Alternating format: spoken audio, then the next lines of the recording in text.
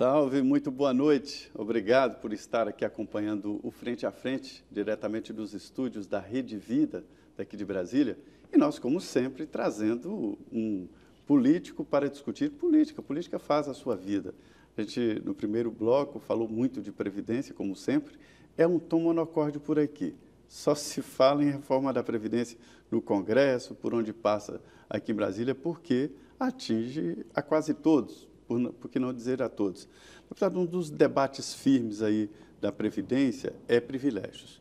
Nós criamos, quando eu digo nós como país, Brasil, né, nós criamos uma casta.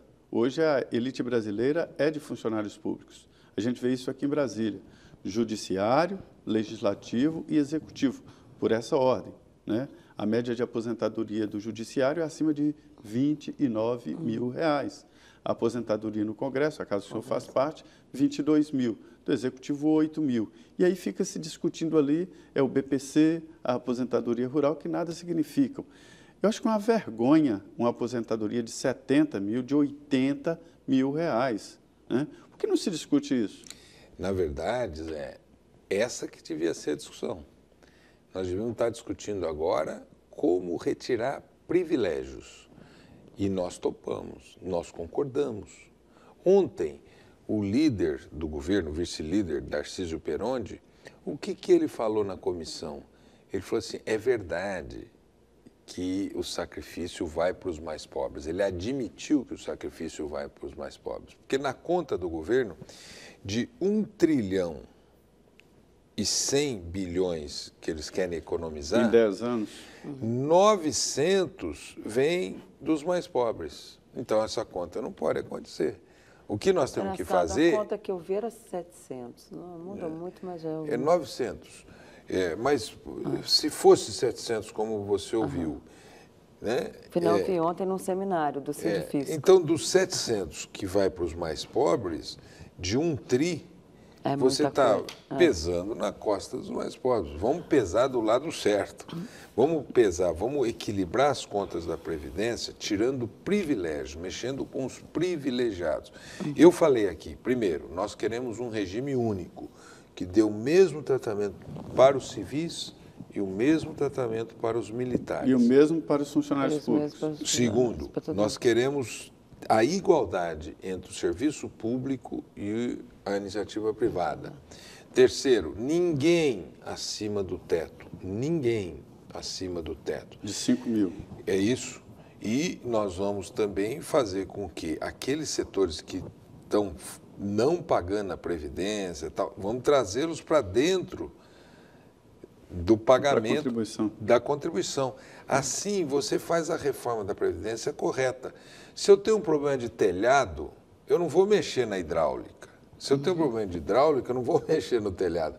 Por isso que eu quero dizer, o governo mirou nos mais pobres. Não, nós que topamos mexer na Previdência se o governo tiver coragem de mexer com os privilégios. Os senhores vão apresentar um projeto? Esse é o desafio. Vamos.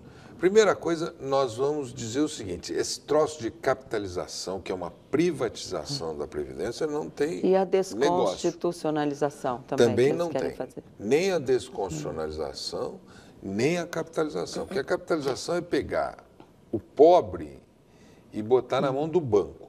Porque o que o patrão vai fazer? E não está garantida ainda a contribuição patronal, né? É isso. O que os patrões vão fazer? Eles vão querer levar todo mundo para o regime de capitalização porque eles não vão precisar pagar.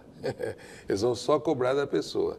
E o que aconteceu no Chile? No Chile aconteceu que o empobrecimento do velho, do idoso, é muito forte, que recebe menos que o salário mínimo no Chile. Tanto é que agora eles estão revendo, né, esse sistema chileno. É isso. Agora, deputado, embora tenha todas essas, o senhor faça todas essas ressalvas aí ao projeto do governo, a gente, pelo placar de ontem, se esse placar se repetir, o governo tem maioria para aprovar a proposta. Olha, Denise, muitas pessoas que votaram ontem pela admissibilidade disseram: eu sou contra o BPC, eu sou contra a mexer na aposentadoria rural. Inclusive, esses dois pontos já foram, inclusive, objeto de um documento preparados pelos partidos do Centrão, eles dizendo que eles não compactuam nem com o BPC, eles não votam nem BPC nem aposentadoria rural. Ou seja, esses 2 pontos vão mudar. Outra coisa, muita gente está dizendo eu sou contra a desconstitucionalização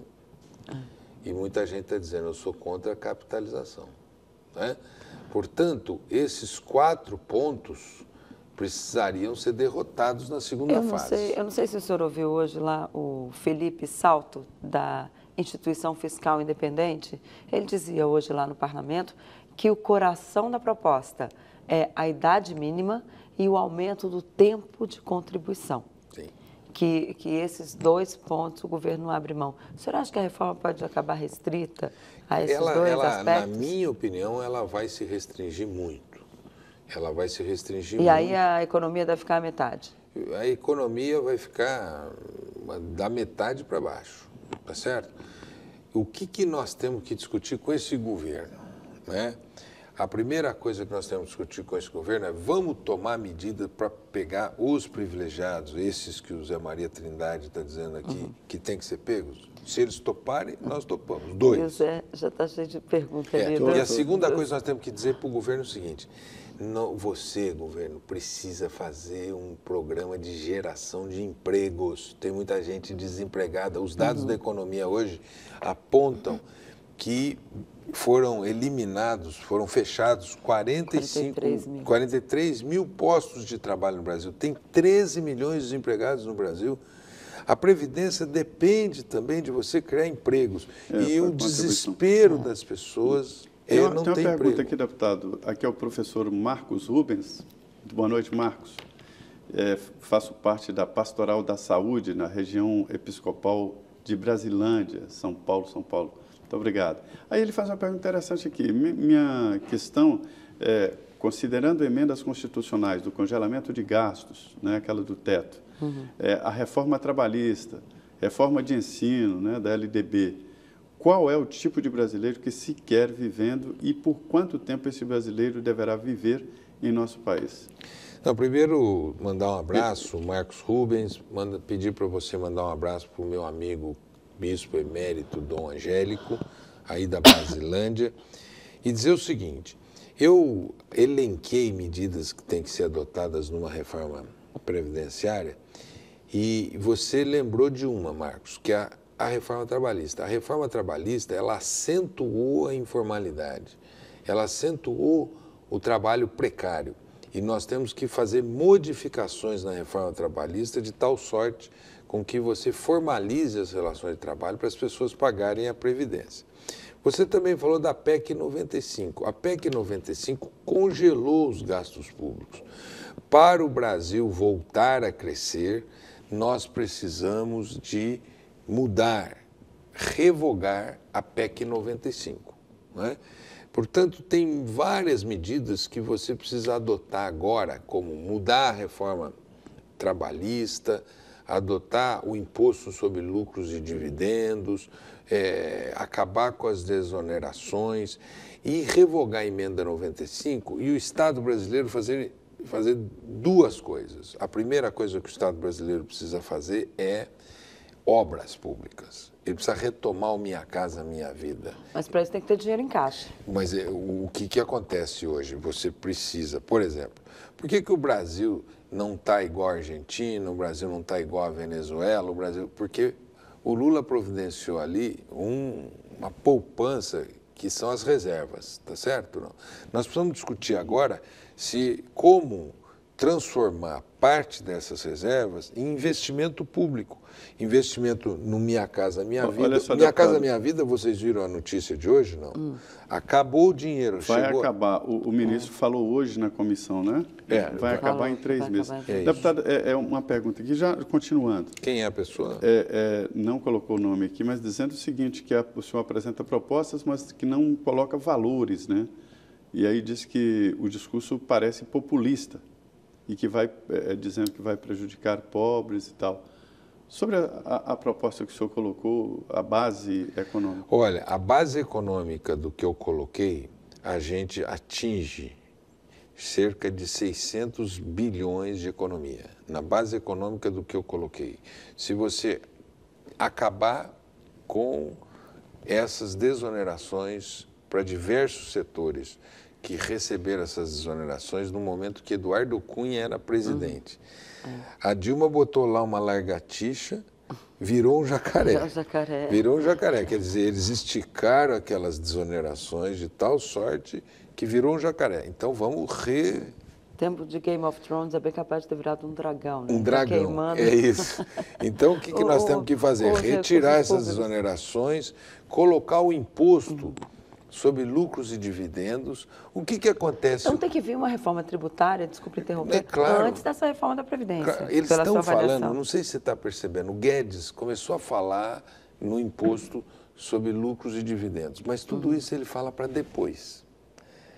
Tem certas medidas que têm que ser tomadas agora. Por que você vai adiar o imposto sobre lucros e dividendos? Só existem 2 países no mundo que isentam lucros e dividendos, o Brasil e a Ucrânia. Por que nós isentamos lucro e dividendo de uma pessoa que tem muito capital? Esse dinheiro podia ir para a reforma. Então, eu estimo, e nós vamos apresentar semanas próximas, eu estimo uma economia parecida com essa que eles querem fazer, se você adotar esse conjunto de medidas para fazer a reforma da Previdência. Aí outra pergunta aqui está perguntando se o senhor fez essa proposta porque o PT não fez as reformas necessárias nos seus 13 anos de governo. Olha, fizemos. O Danilo Marques Gabriel, de Santa Maria, Rio Grande do Sul. Danilo, lá do Rio Grande do Sul, Danilo Marques. É o que eu disse, o Lula teve a coragem de botar um teto na previdência privada. O Lula teve a coragem e fez um programa de geração de empregos que deu equilíbrio na Previdência. Até 2015, a Previdência Pública teve equilíbrio, não tinha desequilíbrio, tinha superávit. A Dilma teve a coragem de fazer o teto no serviço público e teve a coragem de fazer o fator 85-95, que sobe a idade. Então, de tempo a tempo, você tem que fazer mudanças na Previdência. Agora é o momento de fazer... Mas essas mudanças foram consideradas tímidas, né? Não foram... Pelo tamanho do... Elas foram importantes. Agora nós tínhamos que fazer, agora, para aquele Brasil que nós estamos ali, foram as mudanças necessárias. Para esse Brasil que nós estamos aqui, nós temos que fazer... muito mais crise. Temos que fazer outras mudanças, mas quem que tem que ser atingido agora? O andar de cima. E o governo tem que ter coragem de atingir o andar de cima. Não me parece que o governo tenha coragem para fazer. Por exemplo, eles mandam uma proposta dos militares. Você fala, puxa vida, agora, o que eles fazem? Ao invés de fazer algum tipo de atacar privilégios, eles aumentam os benefícios para os militares. Então, não é um governo... É um plano de carreira, né? É um plano de carreira. Que os militares... Justiça seja feita há muito tempo, reivindicam um plano de carreira ali, até para melhorar a situação deles, Denise, que eles foram muito... Tem alguns deputados Não ali é possível um general ganhar menos que um procurador da República. Um assessor na Câmara. Agora, tem muitos... Um assessor na Câmara dos Deputados, Mas isso. olha, veja, então não é reforma da Previdência, não é atacar privilégios. Não, aí não é reforma da Previdência, aí é uma... Mas um reposicionamento de cargos. É isso. Outro dia teve um militar lá que veio falar comigo, eu não vou falar o nome dele, ele é general e ele está na CCJ e tal, a gente conversa. Ele falou, puxa, podia criar essa possibilidade do BPC ser alternativo, com 60 anos as pessoas receberem R$400. Eu falei, general, quanto o senhor recebe de aposentadoria? Ele falou, 29. Eu falei, então, general, o senhor veja as disparidades que nós estamos falando no nosso país, tá certo? Não? Nós temos que mexer nessas disparidades.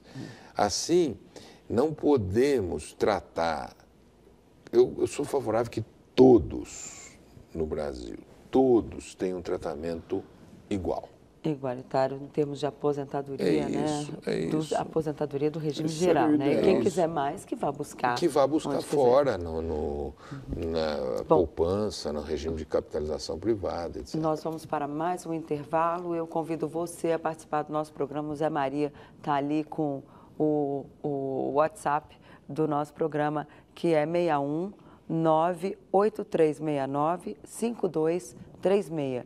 Repetindo, 61 983 69 5236. E se você quiser, pode também mandar para o meu Twitter, @DeniRotenburg, que aparece aí no rodapé da sua telinha. Voltamos em 2 minutos com o deputado Paulo Teixeira, do PT de São Paulo. Não sai daí.